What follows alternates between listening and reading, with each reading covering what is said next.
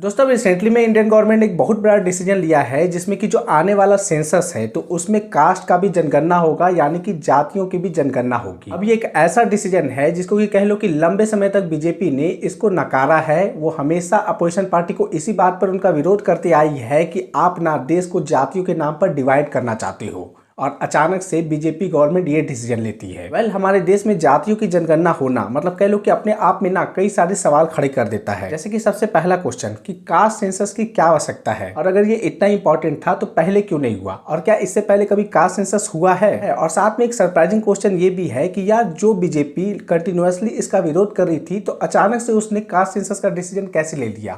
बहुत सारी चीजें इस वीडियो में जानने के लिए, तो आइए इस वीडियो में बात करते हैं। तो देखो, इस वीडियो की शुरुआत हम यहाँ से करते हैं कि जैसे ये डिसीजन गवर्नमेंट का आया कि वो अगले सेंसस में वो कास्ट सेंसस को भी सम्मिलित करेगी, कह लो कि अपोजिशन पार्टी में ना एक मतलब कि कह लो कि खुशी की लहर दौड़ गई। सभी अपोजिशन पार्टी इस बात का क्रेडिट लेने लग गए कि हमारी वजह से ही मोदी गवर्नमेंट को मजबूर होना पड़ा कास्ट सेंसस करवाने के लिए। मैं चाहता हूं कि आप ये वीडियो देखो जिसमें कि कांग्रेस ने अपना एक वीडियो रिलीज किया है। जाति जनगणना, जाति जनगणना, जाति जनगणना, जाति जनगणना, जाति जनगणना हम करवाएंगे, चाहे बीजेपी करवाए ना कराए, हम उन पे ऐसा दबाव डालेंगे उनको करना ही पड़ेगा।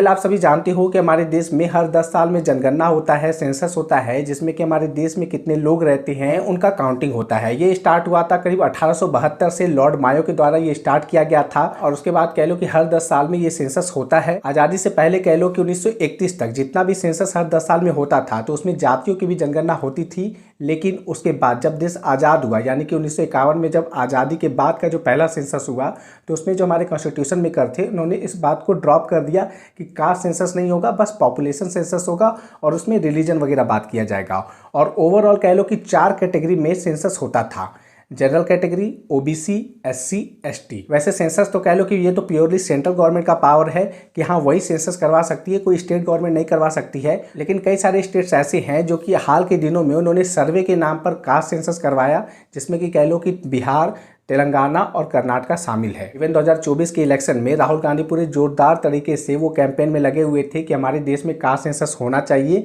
और उन्होंने ये पार्लियामेंट में भी कहा था। लेकिन उसमें बीजेपी और प्राइम मिनिस्टर मोदी ने भी इस बात को डिनाई कर दिया था कि नहीं, कास्ट के नाम पर कोई भी सेंसस नहीं होगा। चलिए अब बात करते हैं कि बीजेपी ने अचानक से इसमें यू टर्न क्यों लिया। या तो देखो, एक्सपर्ट्स कहते हैं कि आने वाले 6 महीने में बिहार में इलेक्शन है, और बिहार की पॉलिटिक्स कह लो तो कहीं ना कहीं कास्ट के राउंड में ही घूमती है। इवन जेडीयू ने अपने कार्यकाल में कह लो कि आरजेडी और कांग्रेस के साथ रहकर बिहार में कास्ट सेंसस भी करवाया था। तो जाहिर सी बात है कि ये सारी अपोजिशन पॉलिटिकल पार्टी जिसमें कि आरजेडी कांग्रेस आ गई, तो वो पुरजोर तरीके से बिहार इलेक्शन में ये कास्ट सेंसस का मुद्दा उठाएगी, और जिससे कि उनको फायदा होगा। तो इसको काउंटर करने के लिए बीजेपी ने पहले से ही ये चाल चल दी। दूसरा कि कोई टाइमलाइन अभी फिक्स नहीं है, किसी को पता नहीं है कि अगला सेंसस कब होगा। लास्ट सेंसस हुआ था 2011 में, उसके बाद 2021 में होने वाला था, जो कि कोरोना वायरस के कारण पोस्टपोन्ड हो गया। तो बीजेपी गवर्नमेंट ने अभी बस अनाउंस किया है कि अगले सेंसस में कास्ट सेंसस को इंक्लूड किया जाएगा।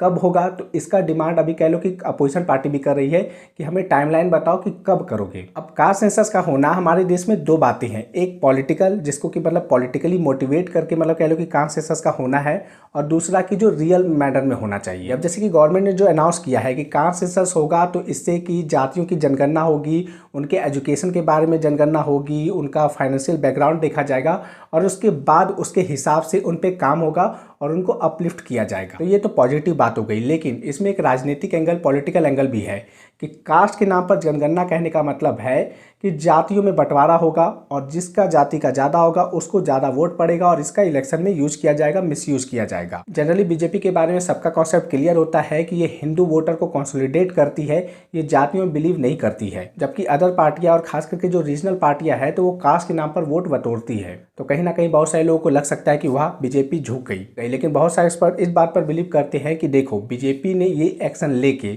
उसने अपोजिशन की जितनी भी जो चाल थी उसको धराशायी कर दिया। आज की जो बीजेपी है वो 1990s की बीजेपी नहीं है।